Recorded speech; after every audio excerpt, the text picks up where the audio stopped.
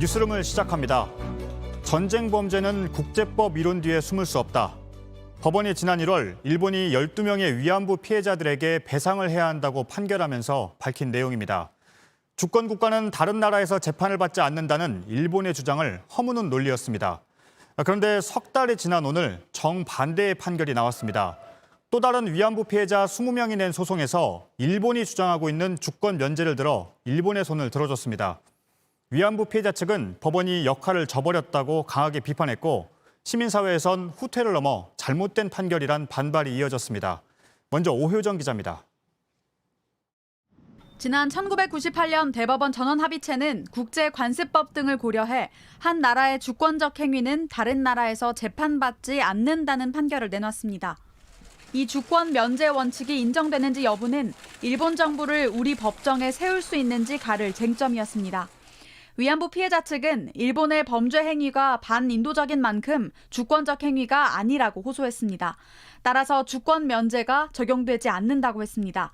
하지만 법원은 다르게 봤습니다. 위안부 관련 범죄는 전시 상황에서 일본이 공권력을 이용해 저지른 주권적 행위라서 주권 면제가 인정된다는 겁니다.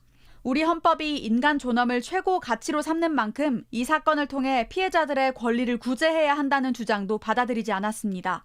오히려 재판부는 국제법규를 준수해 세계 평화에 기여해야 한다는 과거 헌법재판소 판단을 꺼냈습니다. 국제법 존중에 방점을 둔 판단은 이뿐만이 아니었습니다. 굳이 이 소송이 아니더라도 2015년 한일 위안부 합의로 이미 피해자들의 권리를 구제하는 수단이 마련됐다고 재판부는 밝혔습니다. 합의 절차나 내용에 문제가 있을지 몰라도 효력을 무시할 수 없다는 건데 지난 2018년 강경화 당시 외교부 장관이 2015년 합의에 대해 재협상은 요구하지 않겠다고 밝힌 것도 언급됐습니다. 화해치유재단 기금이 일부 피해자들에게 지급된 것도 근거로 들었습니다. 재판부는 지난 1월 피해자들의 손을 들어준 다른 재판부의 판결에 대한 입장도 밝혔습니다. 주권 면제에 대해 법원이 어느 정도로 예외를 인정할지는 국익에 미칠 유불리를 냉정하게 고려해야 한다고 했습니다. 그러면서 정책 결정이나 외교적 교섭이 필요한 문제라며 국회와 정부에 공을 넘겼습니다. 재판부는 선고 말미에 피해자들은 어린 시절부터 많은 고통을 겪었고 피해 회복도 미흡했을 걸로 보인다면서도 현재 법리에 따라 각하 결정을 내릴 수밖에 없다고 설명했습니다. JTBC 오효정입니다.